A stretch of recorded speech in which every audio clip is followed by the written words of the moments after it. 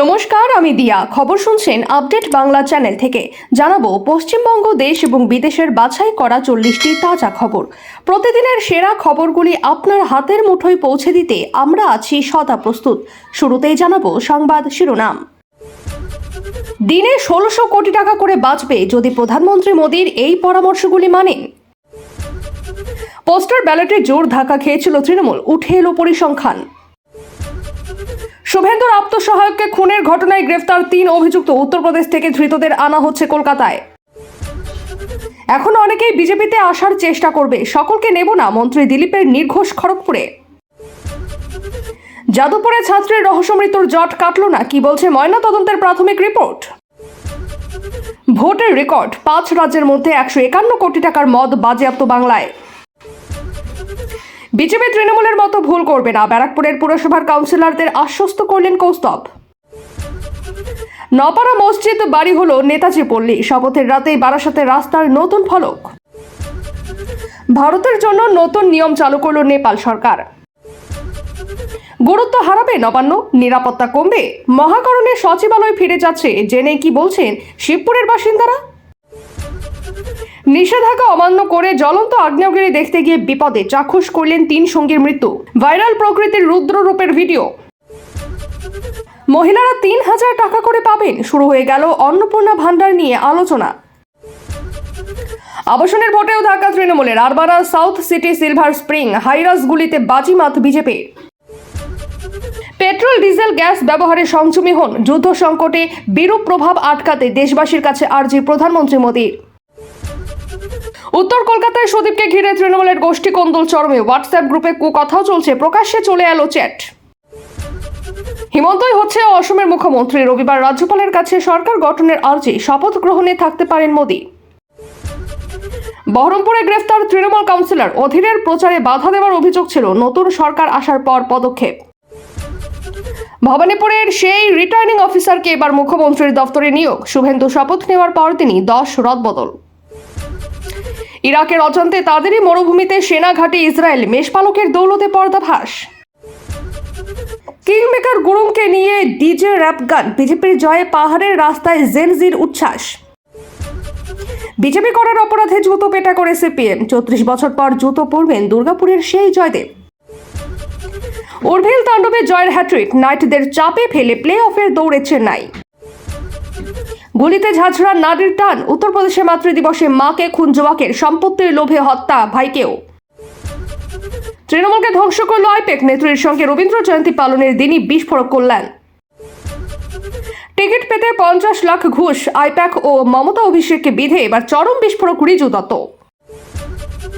আদালতে ধর্ষকে গণপিটুনি ও কুপিয়ে খুন, বিচার না পেয়ে আইন হাতে তুলে নিলেন শয়ে শয়ে মহিলা। শুভেন্দুর শপথের পরই বিজেপি বিরোধী জোটের ডাক মমতার, স্পষ্ট না বলে দিল আলিমুদ্দিন ও বিধান ভবন। শপথের পরে অ্যাকশনে বিজয়, প্রথম দিনেই 5 বড় সিদ্ধান্ত, ফ্রি বিদ্যুৎ, মহিলাদের বাস যাত্রায় বড় ঘোষণা। দিলীপ জয়াকে ম্যাডাম মিনিস্টার সম্বোধন শুভেন্দুর, বদনাম ঘুচল কেন বললেন রিঙ্কু। নয়াগ্রামে বাজি ফাটাতে গিয়ে বিধ্বংসী আগুন, পুড়ে ছাই খড়ের গাদা। তামিলনাড়ুতে নতুন অধ্যায়, মুখ্যমন্ত্রী বিজয়কে অভিনন্দন মমতার। আপনাদের কাছে একটা অনুরোধ রইল, আমরা প্রতিদিন চেষ্টা করি আপনাদের জন্য সঠিক, সংক্ষিপ্ত ও নিরপেক্ষ খবর পৌঁছে দিতে। আমাদের এই ছোট্ট চেষ্টাকে যদি আপনার ভালো লাগে তাহলে দয়া করে একটা লাইক দিয়ে পাশে থাকার বার্তা দিন। শুভেন্দু, সেখানে তাকে গার্ড অফ অনার দেওয়া হবে। তারপর 5 জন শপথ নেওয়া মন্ত্রীদের নিয়ে ক্যাবিনেট বৈঠক করবেন। বৈঠকে কি নিয়ে আলোচনা? সূত্র মারফত জানা যাচ্ছে, কেন্দ্রের প্রকল্পের যেগুলো আগের সরকার গ্রহণ করেনি তা নিয়ে আলোচনা হতে পারে। আয়ুষ্মান ভারত এখানে গ্রহণ করা হয়নি। নির্বাচনী প্রচারেও এসে বারবার বিজেপির কেন্দ্রীয় নেতৃত্ব এই নিয়ে মমতা সরকারের বিরুদ্ধে সরব হয়েছিলেন। বিজেপি নেতৃত্ব অভিযোগ করেছিলেন, এইভাবে একাধিক কেন্দ্রীয় প্রকল্প মমতা সরকার বাংলায় চালু হতে দেননি কেবল রাজনৈতিক প্রতিহিংসা পরায়ণ হয়ে। সেক্ষেত্রে ক্ষতির মুখে পড়ছিলেন রাজ্যের বাসিন্দারাও। মমতা সরকারের পতনের পর থেকেই স্বাস্থ্যসাথী কার্ডের গ্রহণযোগ্যতা প্রায় অবলুপ্তির পথে, কারণ সেই কার্ড অনেক বেসরকারি হাসপাতালেই নেওয়া বন্ধ করে দিয়েছে। প্রশ্নের মুখে পড়ে লক্ষ্মীর ভাণ্ডারও। সেই বিষয়টি নিয়েও শুভেন্দুর বৈঠকে আলোচনা হতে পারে বলে জানা যাচ্ছে। মহিলারা যাতে আর্থিক সুবিধা পান তার জন্য এই প্রকল্পে অন্য নাম দিয়ে চালু করা হতে পারে বলে প্রশাসনিক সূত্র মারফত জানা যাচ্ছে। আগেই বিজেপি ঘোষণা করেছিল, বলা ভালো তাদের সংকল্পপত্রেও উল্লেখিত ছিল অন্নপূর্ণা ভান্ডার চালু করা হবে বাংলায়, তাতে মহিলারা মাথাপিছু ৩,০০০ টাকা করে পাবেন। সেই বিষয়ে কোনো সিদ্ধান্ত নেওয়া হয় নাকি এদিনের বৈঠকে সেটাই দেখার। ভোটের ফল প্রকাশ হয়েছে, সরকার বদলে গিয়েছে, চলছে ভোটের ফল বিশ্লেষণের পালা, আর তাতেই উঠে এসছে নানা তথ্য।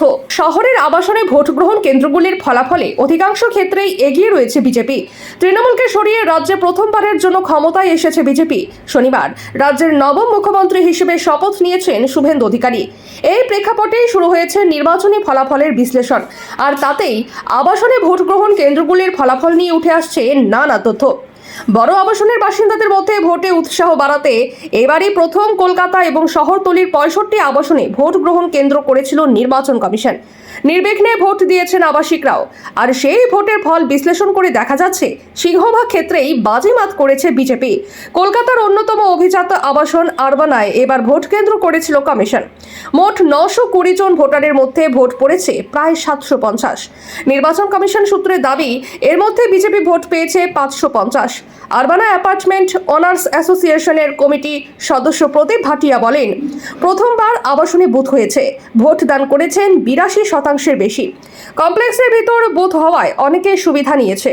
ঠিক, কমপ্লেক্সের ভিতর বুথ হওয়ায় অনেক সুবিধা হয়েছে। আগে আমরা বাইরে যেতাম, কখনো বৃষ্টি হয়, কখনো গরমে লাইনে দাঁড়াতে হয়, অনেকে বাইরে যেতে চায় না। ভোটদানের হার অনেক কম ছিল। সিলভার স্প্রিং অ্যাপার্টমেন্ট ওনার্স অ্যাসোসিয়েশনের কমিটি সদস্য সঞ্জয় সিংহ রাঠোর বলেন, এবার মানুষ চাইছিল যে ডাবল ইঞ্জিন যেরকম বলা হয়, সেই অভিজ্ঞতার জন্য মানুষ এবার ভোট দিয়েছে। একটা মনে সন্দেহ থাকতো সবসময় যে যাব কি যাব না, কি সমস্যা হবে, বিভিন্ন সমস্যা থাকতো। এখন এখানে কমপ্লেক্সে বুথ হওয়ার পর সুবিধা হয়েছে অনেক। আমি মনে করি সেই জন্য ভোটদানের হার বেড়েছে। কেন্দ্র ও রাজ্য সরকার এক হওয়ার অভিজ্ঞতা হয়নি। কমিশন সূত্রে খবর, বাইপাস লাগোয়া অ্যাক্টিভ অ্যাকার্স আবাসনে পড়া 85% বেশি ভোটের মধ্যে 70%ই গিয়েছে বিজেপির ঝুলিতে। যাদবপুরের সাউথ সিটি আবাসনে মোট ভোটার 703 জন, ভোট পড়েছে 77%। তার মধ্যে 67% ভোট পেয়েছে বিজেপি। নির্বাচন কমিশন সূত্রে দাবি, diamond city, Genex valley, silver spring, Emami সিটির মতো আবাসনগুলিতে ভোট পড়েছে 75 থেকে 90%। মোট প্রদত্ত ভোটের 7 থেকে 70% ভোট পেয়েছে বিজেপি। প্রত্যাশা আর প্রতিশ্রুতি ভোট রাজনীতির দুটি গুরুত্বপূর্ণ উপাদান। এখন আবাসনের ভোটারদের সেই ইচ্ছা পূরণ হয় কিনা তার উত্তর মিলবে ভবিষ্যতে। ভারতে পেট্রোপণ্যের চাহিদার একটি বড় অংশ আমদানি করতে হয় অন্য দেশ থেকে। এই ধরনের আমদানিকৃত পণ্যের অপচয় না করার জন্য দেশবাসীর কাছে আর্জি জানান তিনি। এই পণ্যগুলির ক্ষেত্রে ভারত স্বয়ং সম্পূর্ণ নয়। দেশে পেট্রোপণ্যের চাহিদার একটি বড় অংশ আমদানি করতে হয় অন্য দেশ থেকে। এই ধরনের আমদানিকৃত পণ্যের অপচয় না করার জন্য দেশবাসীর কাছে আর্জি জানান তিনি। প্রধানমন্ত্রীর মতে, এতে পশ্চিম এশিয়ার যুদ্ধের ফলে তৈরি হওয়া সংকটময় পরিস্থিতির বিরূপ প্রভাব আটকাতেও সুবিধা হবে দেশের। রবিবার হায়দ্রাবাদে এক সরকারি কর্মসূচিতে বক্তৃতা করেছিলেন প্রধানমন্ত্রী। ওই বক্তৃতা মঞ্চ থেকেই ভার্চুয়াল মাধ্যমে তেলেঙ্গানায় প্রায় 9,400 কোটি টাকার উন্নয়নমূলক প্রকল্পের শিলান্যাস করেন তিনি। কংগ্রেস শাসিত তেলেঙ্গানার মুখ্যমন্ত্রী রেবন্ত রেড্ডিও ছিলেন ওই মঞ্চে। সেখানে বক্তৃতার সময় পশ্চিম এশিয়ার অস্থিরতা এবং পেট্রোপণ্যের প্রসঙ্গ তুলে ধরেন মোদি। প্রধানমন্ত্রী বলেন, বর্তমান সময়ে পেট্রোল, ডিজেল, গ্যাস এসব জিনিস অত্যন্ত সংযমী হয়ে ব্যবহার করতে হবে। যেসব জ্বালানি পণ্য আমরা বিদেশ থেকে আমদানি করি, সেইগুলি যেটুকু প্রয়োজন ততটুকুই ব্যবহার করার চেষ্টা করতে হবে। এতে বিদেশি মুদ্রারও সাশ্রয় হবে এবং যুদ্ধের সংকটের বিরূপ প্রভাবকেও কমানো যাবে। পশ্চিম এশিয়ার যুদ্ধ পরিস্থিতিতে, বিশেষ করে হরমুজ প্রণালীতে অনিশ্চয়তা তৈরি হওয়ার ফলে গোটা বিশ্বের জ্বালানি সরবরাহের উপর প্রভাব পড়েছিল। আন্তর্জাতিক বাণিজ্যের জন্য গুরুত্বপূর্ণ জলপথ হরমুজে অস্থিরতার সাময়িক প্রভাব পড়েছিল ভারতেও, তবে তা ইতিমধ্যেই অনেকটা সামাল দেওয়া গিয়েছে। এই অবস্থায় প্রধানমন্ত্রীর এই বার্তা যথেষ্ট তাৎপর্যপূর্ণ বলেই মনে করা হচ্ছে। অচিরাচরিত শক্তির দিক থেকেও ভারত যে অগ্রগতি করছে সে কথাও তুলে ধরেন প্রধানমন্ত্রী। তিনি জানান, গত কয়েক বছরে সৌরশক্তির দিক থেকে ভারত বিশ্বের প্রথম সারির দেশগুলির মধ্যে অন্যতম হয়ে উঠেছে। পেট্রোল এবং ইথানলের মিশ্রণে তৈরি জ্বালানি ব্যবহারের ক্ষেত্রেও যে ভারতে উল্লেখযোগ্য সাড়া মিলছে তাও স্মরণ করিয়ে দেন মোদি। একই সঙ্গে রান্নার গ্যাসের ক্ষেত্রেও এলপিজির উপর সম্পূর্ণ নির্ভরশীল না থেকে পাইপলাইনের মাধ্যমেও গ্যাস সরবরাহ করা হচ্ছে। প্রধানমন্ত্রীর মতে, এই সব উদ্যোগের ফলেই বর্তমান বিশ্বের জ্বালানি অস্থিরতাকে সফলভাবে মোকাবিলা করতে পারছে ভারত। উত্তর কলকাতার সাংসদ ও সুদীপকে নিয়ে দলের অন্দরে একাংশের মধ্যে যে ক্ষোভ রয়েছে তা কারো অজানা নয়। বিধানসভা ভোটে কলকাতায় মুখ থুবড়ে পড়ার পর সুদীপের বিরুদ্ধে ক্ষোভ উগরে দিয়েছেন অনেকে। তৃণমূলের অন্দরে কোন্দল বেড়েছে। বিধানসভা নির্বাচনে দলের বিপর্যয়ের পর দিকে দিকে মাথাচাড়া দিয়ে উঠছে বিতর্ক এবং বিদ্রোহ। উত্তর কলকাতার তৃণমূল সংগঠনেও সেই বিতর্ক চেপে রাখা গেল না। দলের সাংসদ সুদীপ বন্দ্যোপাধ্যায়কে নিশানা করে হোয়াটসঅ্যাপ গ্রুপে ক্ষোভ উগরে দিলেন খোদ কাউন্সিলর সুদীপ নিজে এবং তার ঘনিষ্ঠরা পাল্টা জবাব দিলেন। কুকথার বন্যা বয়ে গেল গ্রুপ জুড়ে। সেই সমস্ত হোয়াটসঅ্যাপ চ্যাটের স্ক্রিনশট ফাঁস হয়ে গিয়েছে। বিধানসভা ভোটে গোটা রাজ্যের মতো কলকাতাতেও মুখ থুবড়ে পড়েছে তৃণমূল। হাতে গোনা কয়েকজন নেতা জিততে পেরেছেন, বাকিরা উড়ে গিয়েছেন বিজেপির ঝড়ে। অভিযোগ, ভোটের ফল ঘোষণার পর থেকে অনেক তৃণমূল নেতাই ঘর ছাড়া। ভোট পরবর্তী হিংসার আতঙ্কে তারা ত্রস্ত। এই পরিস্থিতিতে তৃণমূলের উত্তর কলকাতার অফিসিয়াল হোয়াটসঅ্যাপ গ্রুপে সুদীপের বিরুদ্ধে সরাসরি তোপ দাগেন 10 নম্বর ওয়ার্ডের কাউন্সিলর সুব্রত বন্দ্যোপাধ্যায়।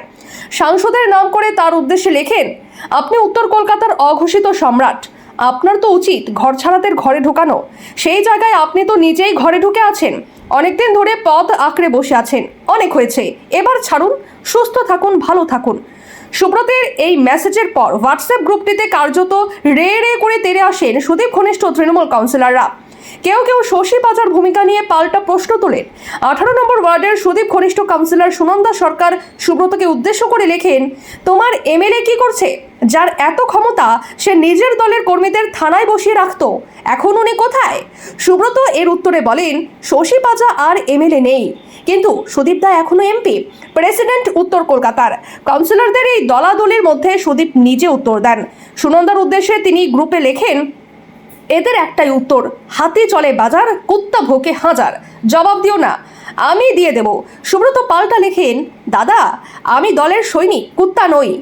আমরা দলের সৈনিক আর আপনি আমারই চেয়ারম্যান। আমি তো আপনার সুস্বাস্থ্য কামনা করেছি। তৃণমূলের হোয়াটসঅ্যাপ গ্রুপের এই চ্যাট সমাজ মাধ্যমে ছড়িয়ে পড়েছে। এনডিএর পরিষদীয় দলের নেতা হিসেবে তাকে বেছে নেওয়ার জন্য মোদী, কেন্দ্রীয় স্বরাষ্ট্রমন্ত্রী অমিত শাহ এবং বিজেপির সর্বভারতীয় সভাপতি নীতিন নবীনকে ধন্যবাদ জানিয়েছেন হেমন্ত। রবিবার আনুষ্ঠানিকভাবে অসমের বিধানসভায় বিজেপি নেতৃত্বাধীন জোট এনডিএর পরিষদীয় দলের নেতা হিসেবে তার নাম ঘোষণা করা হয়। তারপরেই হেমন্ত যান লোকভবনে। রাজ্যপাল লক্ষণ প্রসাদ আচার্যের সঙ্গে দেখা করে সরকার গঠনের আর্জি জানান। জানা গিয়েছে, আগামী মঙ্গলবার অসমের মুখ্যমন্ত্রী হিসেবে শপথ নেবেন হেমন্ত। তার শপথ গ্রহণে উপস্থিত থাকতে পারেন প্রধানমন্ত্রী নরেন্দ্র মোদী।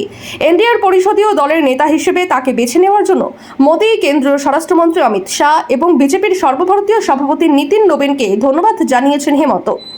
এও জানান, আগামী 5 বছর অসমের উন্নয়নমূলক কাজকে আরও গতি দেবে তার সরকার। আসন বাড়িয়ে টানা তৃতীয়বার অসমে বিধানসভা ভোটে জয়ী হয়েছে বিজেপি। 126 আসনের অসম বিধানসভায় সংখ্যাগরিষ্ঠতার জন্য প্রয়োজন ছিল 76টি আসন। বিজেপি 82টি আসন জিতে একক সংখ্যাগরিষ্ঠতা পায়, আর এনডিএ জিতেছে 102টি আসন। এবারের বিধানসভা ভোটে পুরনো সহযোগী অসম গণ পরিষদ, বোডোল্যান্ড পিপলস ফ্রন্টের পাশাপাশি নিম্ন অসমের রাভা হাজং স্বশাসিত পরিষদের ক্ষমতাসীন দল রাভা হাজং যৌথ মঞ্চের সঙ্গে জোট গড়েছিল বিজেপি। অগপ, বিপিএফ প্রত্যেকে 10টি করে আসন জিতেছে। বহরমপুরের 19 নম্বর ওয়ার্ডের কাউন্সিলর ভীষ্মদেব, তিনি মুর্শিদাবাদ সাংগঠনিক জেলার যুব তৃণমূল সভাপতি পদেও রয়েছেন। অধীরের প্রচারে বাধা দেওয়ার অভিযোগ উঠেছিল তার বিরুদ্ধে। মুর্শিদাবাদের বহরমপুরে তৃণমূল কাউন্সিলর ভীষ্মদেব কর্মকারকে গ্রেফতার করেছে পুলিশ। তার বিরুদ্ধে অধীর চৌধুরীর নির্বাচনী প্রচারে বাধা দেওয়ার অভিযোগ উঠেছিল। রাজ্যে নতুন সরকার আসার পর সেই অভিযোগের ভিত্তিতে পদক্ষেপ করা হলো। শনিবার রাতে ভীষ্মদেবকে গ্রেফতার করেছে বহরমপুর থানার পুলিশ। রবিবার তাকে আদালতে হাজির করানো হবে। গত 4 এপ্রিল রাজ্যে যখন বিধানসভা ভোটের প্রচার চলছে জোর কদমে, বহরমপুরেও কংগ্রেস প্রার্থী হিসেবে প্রচারে নেমেছিলেন অধীর। তার মিছিলে তৃণমূলের বিরুদ্ধে বাধা দেওয়ার অভিযোগ ওঠে। কংগ্রেসের ওই মিছিলের পাশে অধীরের উদ্দেশ্যে গো ব্যাক স্লোগান দেওয়া হয়। উঠেছিল জয় বাংলা রব। ফলে পরিস্থিতি উত্তপ্ত হয়ে ওঠে। কংগ্রেস এবং তৃণমূল সমর্থকেরা হাতাহাতিতেও জড়িয়ে পড়েছিলেন। পুলিশ পরিস্থিতি নিয়ন্ত্রণে আনতে হিমশিম খেয়েছিল। প্রচারে তৃণমূলের বিরুদ্ধে ক্ষোভ উগরে দিয়েছিলেন অধীর। অভিযোগ, পরিকল্পিতভাবে তার প্রচারে বাধা সৃষ্টি করা হয়েছে। হয়েছে। পরে এ বিষয়ে থানায় লিখিত অভিযোগও দায়ের করা হয়েছিল। ভীষ্মদেব নিজে অবশ্য এই ধরনের অভিযোগ উড়িয়ে দেন। তিনি দাবি করেছিলেন, অধের বাইরে থেকে দুষ্কৃতীদের নিয়ে এসে বহরমপুরে অশান্তি সৃষ্টির চেষ্টা করছেন। স্থানীয় বাসিন্দারাই তার প্রতিবাদ করেছেন। ভীষ্মদেবের গ্রেফতারির পর কেউ কেউ রাজনৈতিক প্রতিহিংসার অভিযোগ তুলেছেন। দাবি, সারা রাজ্যেই রাজনৈতিক প্রতিহিংসার কারণে তৃণমূল কর্মী সমর্থক এবং নেতার উপর কোপ পড়েছে। সেই কারণে ভোটের প্রচার পর্বের গোলমালের ঘটনায় অভিযুক্তকে গ্রেফতার করা হচ্ছে সরকার গঠনের পর। তবে পুলিশ এই অভিযোগ মানতে চায়নি। পুলিশ সূত্রের দাবি, 4 এপ্রিলের ঘটনার সুনির্দিষ্ট অভিযোগ রয়েছে, তার ভিত্তিতে নিয়ম মেনে পদক্ষেপ করা হয়েছে। বহরমপুরের 5 বারের সাংসদ অধীর গত লোকসভা ভোটে হেরে গিয়েছিলেন তৃণমূল প্রার্থী তথা ভারতীয় দলের প্রাক্তন ক্রিকেটার ইউসুফ পাঠানের কাছে। তারপর 2026 সালের বিধানসভা ভোটে তাকে ওই কেন্দ্র থেকে প্রার্থী করেছিল কংগ্রেস, তাতেও তিনি পরাস্ত হয়েছেন। এবার অধীরের কেন্দ্রে জিতেছেন বিজেপির সুব্রত মৈত্র। নতুন সরকারের আমলে রাজ্য প্রশাসনে যে রদবদল হতে চলেছে তারই ইঙ্গিত মিলেছিল শনিবারই। রবিবার একসঙ্গে 10 জন আমলার বদলির নির্দেশ দিয়ে বিজ্ঞপ্তি জারি করল কর্মীবর্গ এবং প্রশাসনিক সংস্কার দফতর। বিধানসভা ভোটের সময় বারবার সংবাদের শিরোনামে উঠে এসেছিল নির্বাচন কমিশন নিযুক্ত ভবানীপুরের রিটার্নিং অফিসার সুরজিৎ রায়। তৃণমূল বারবার অভিযোগ করেছিল সুরজিৎ নন্দীগ্রামের শুভেন্দু অধিকারী ঘনিষ্ঠ বিডিও। শুধু তাই নয়, ভবানীপুরের তৎকালীন তৃণমূল প্রার্থী মমতা বন্দ্যোপাধ্যায়ের সভার অনুমতি না দেওয়ার অভিযোগ উঠেছিল এই সুরজিতের বিরুদ্ধে। ভোট পর্ব মিটতেই নতুন সরকারে ভবানীপুরে সেই রিটার্নিং অফিসারকে মুখ্যমন্ত্রীর দফতরে নিয়োগ করা হলো। তিনি একা নন, আরও 8 জন আমলাকে সিএমওতে আনার নির্দেশিকা জারি করেছে রাজ্যের কর্মীবর্গ এবং প্রশাসনিক সংস্কার দফতর। এছাড়াও মুখ্যমন্ত্রীর দফতরে কর্মরত এক আমলাকে উত্তরবঙ্গে পাঠানোর নির্দেশও জারি করা হয়েছে। নতুন সরকারের আমলে রাজ্য প্রশাসনের যে রদবদল হতে চলেছে তারই ইঙ্গিত মিলেছিল শনিবারই। রবিবার একসঙ্গে 10 জন আমলার বদলির নির্দেশ দিয়ে বিজ্ঞপ্তি জারি করল কর্মীবর্গ এবং প্রশাসনিক সংস্কার দফতর। জানা গিয়েছে তাদের মধ্যে 9 জনকে মুখ্যমন্ত্রীর দফতরে নিয়ে আসা হচ্ছে। এই 9 জনের মধ্যে 2 জন IAS আধিকারিক। তারা হলেন ক্ষুদ্র, কুটির এবং মাঝারি ও বস্ত্র দফতরের যুগ্ম সচিব পি প্রমথ এবং পশ্চিম মেদিনীপুরের অতিরিক্ত জেলাশাসক নবনীত মিত্তল। এছাড়াও ডায়মন্ড হারবারের SDO, পূর্ব মেদিনীপুর জেলা পরিষদের উপসচিব, স্বনির্ভর গোষ্ঠীর আধিকারিক সহ 7 জনকে নতুন দায়িত্বে আনা হয়েছে। প্রত্যেককেই সিএমওতে সিনিয়র উপসচিব করে পাঠানোর নির্দেশ দেওয়া হয়েছে। এই ছিল আজকের সবচেয়ে গুরুত্বপূর্ণ খবর ভালো লাগলে ভিডিওটি শেয়ার করুন এবং চ্যানেলটি সাবস্ক্রাইব করতে ভুলবেন না। আমি দিয়া আবারও ফিরে আসবো আগামী পর্বের নতুন আপডেট নিয়ে। ধন্যবাদ, সুস্থ থাকুন, সাবধানে থাকুন।